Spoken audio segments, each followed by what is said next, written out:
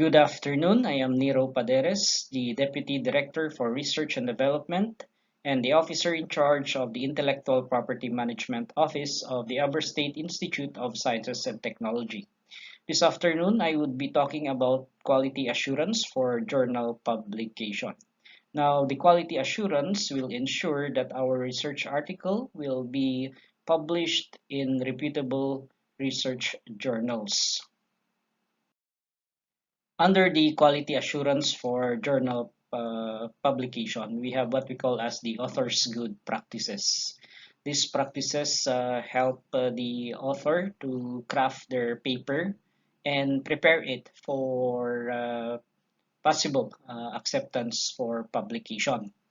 Now, the first practice is that authors should read journal guidelines before writing.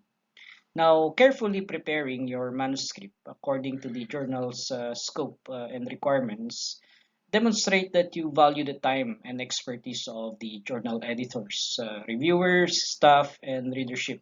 And just as importantly, it shows that you value your own work. Okay. And then another practice is that we should select appropriate journal for research type. Now, choosing the right journal for publication can be a challenge. Now, what we should do is that we should make a list of available journals in your subject area, and then we should survey the type of article that are published in them. We should always take into consideration the impact factor of the journal that we have chosen for our article to be published. Another good practice is we should write based on the journal guidelines, aims, and objectives. We should not divert from their guidelines. If we do not follow the journal guidelines, then there is a greater tendency that our paper will not be accepted. Another good practice that authors should always take into consideration is that they should follow high standard and best quality of logical structure and focus by having their paper undergo different analysis through the utilization of certain softwares such as what we have discussed in our previous topic. They should undergo what we call as grammarly check, plagiarism, as well as Quailbot or paraphrasing so that our paper will come out original and of standard. Another good practice is for authors to proofread their work before sending off to possible journal publication. So, mas maganda na basahin natin paulit-ulit yung ating mga manuscript or yung ating article bago natin ito ipadala para malesen yung pabalik-balik ng papel from the editor going back to the author. So, pag walang mali, mas mabilis yung kanyang acceptance as well as mas mapabilis yung review process ng editor and mas mapabilis din yung kanyang pagka-publish. Sa proofreading, mas maganda rin na ito ay ipa-proofread natin sa ating mga ibang kasamahan or sa mga ibang researchers para yung may mga bagay kasi na nakikita sila na hindi natin napapansin sa ating mga articles. So kailangan na i-proofread muna natin ito bago i-submit. Then another practice is that patience in the review process. So matagal-tagal kasi ang review process ng mga articles. Sometimes it will take months, sometimes it will take years. So, in my experience, ang pinakamabilis ay 6 months bago ko natanggap yung acceptance or reply coming from the editor.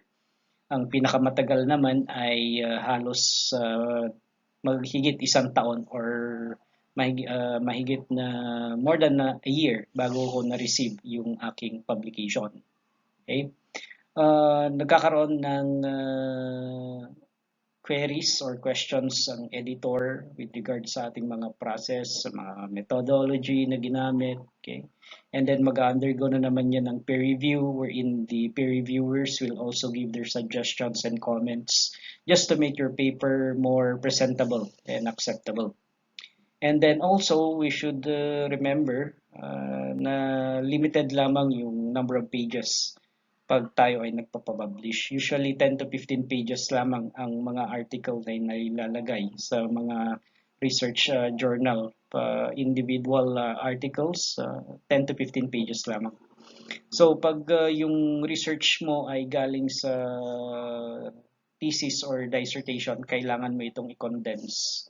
So from sabihin natin na yung thesis mo ay around 80 pages, kailangan mo itong i-condense into 10 or 15 pages para ito ay ma-accept ng ating journal publication.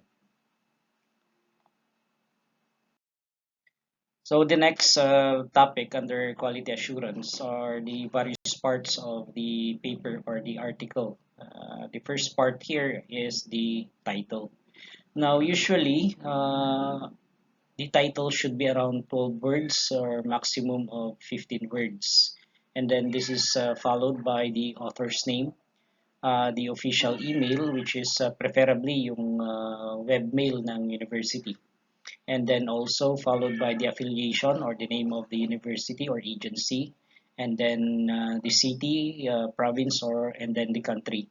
And then fax or telephone number or cell phone number ng author. So yun yung content ng title. The next part of the article or the paper is the abstract. The usual standard or number of words in the abstract is around 150 to 200 words. But there are instances that 250 words are allowed, and your abstract should contain the following parts.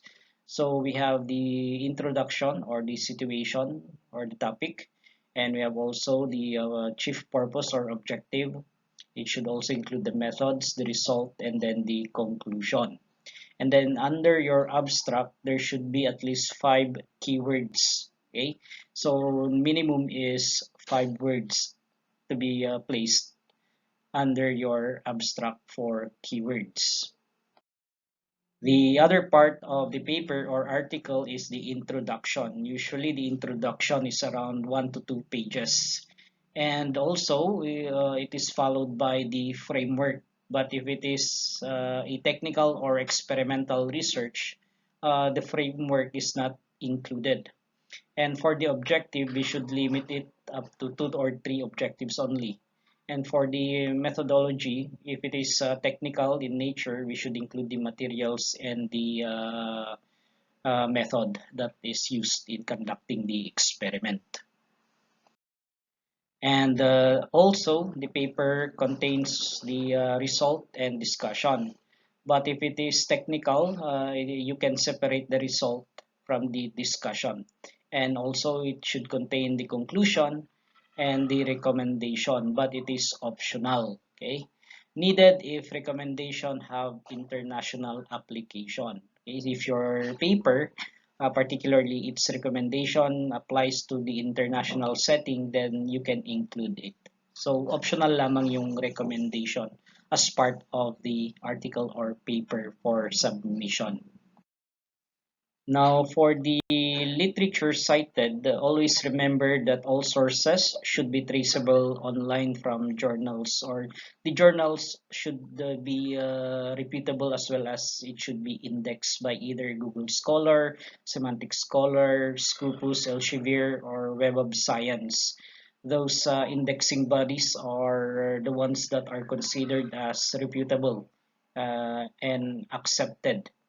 And with regards to the format of the citation, it will depend on the discipline. So I have shown you on the previous topic about the different ways on how to cite literatures.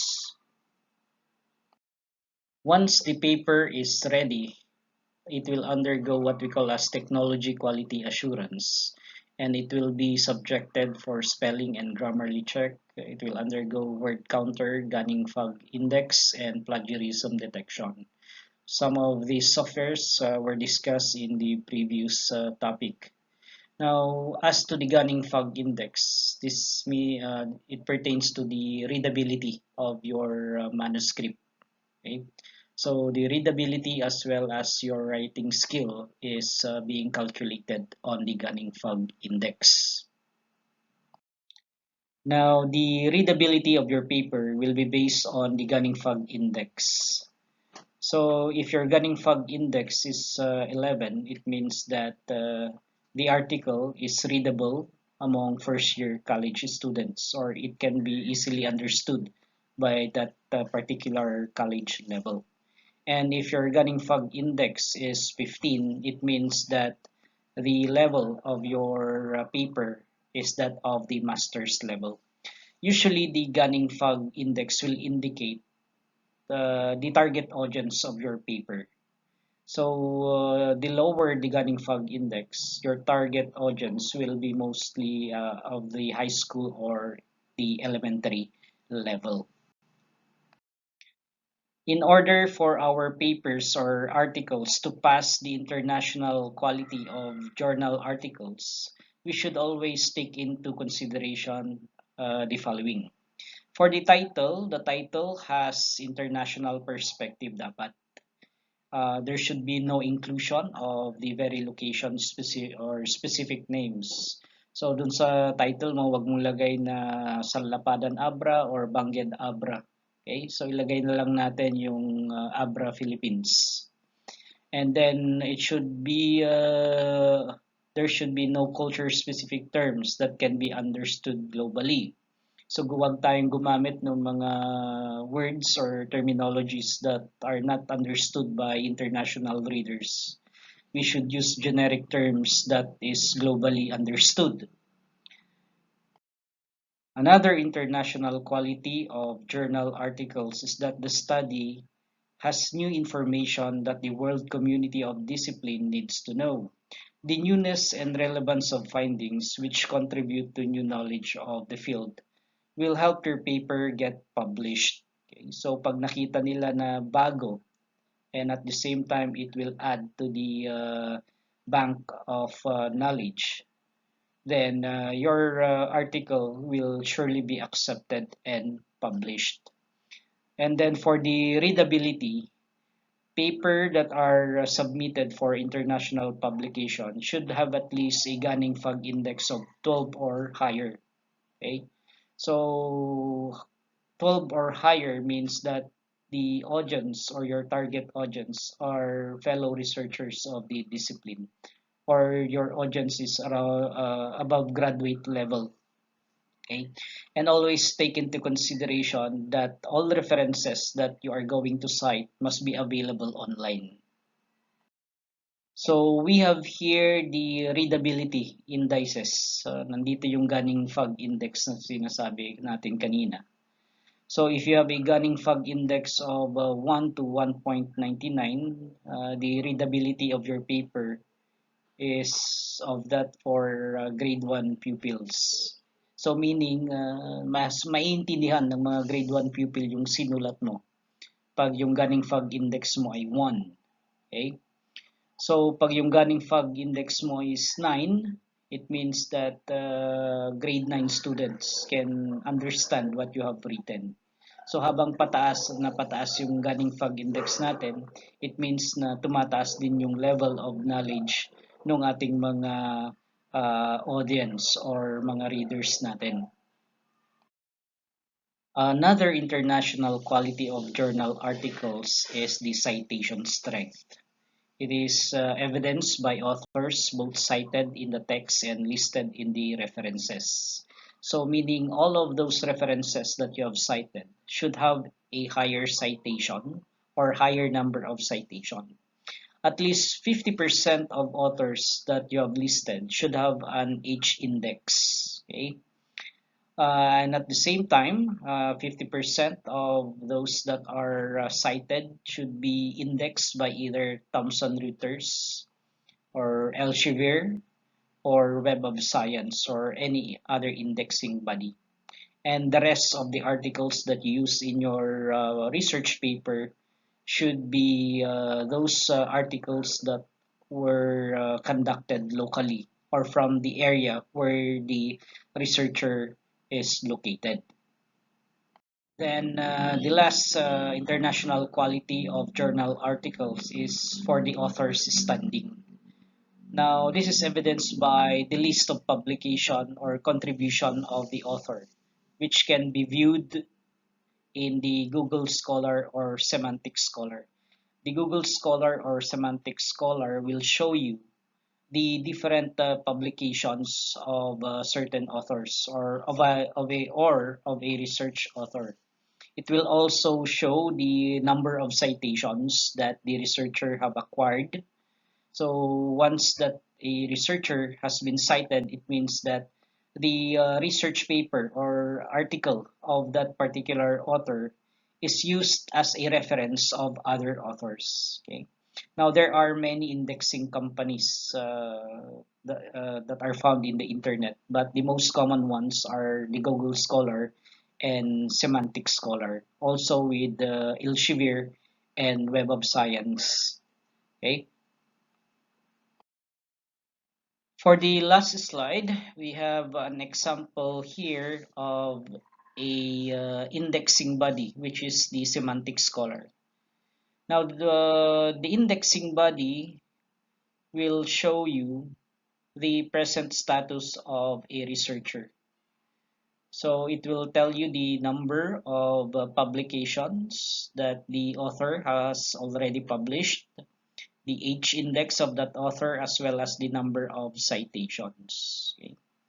So it is not very easy to publish articles, especially in searching reputable journals for publications.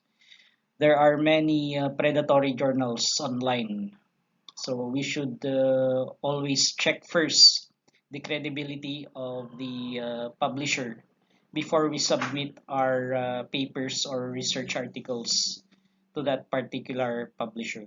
Okay? Baka masasayang lamang yung pera natin at pati yung ating mga articles. Baka pwede nila itong gamitin sa maling paraan na pwedeng ikasira ng credibilidad ng isang researcher. Okay? So that's all with regards to the quality assurance for journal publication. I hope you learned something from this discussion that we have this afternoon. So once again, thank you very much for listening and have a safe day and God bless to all.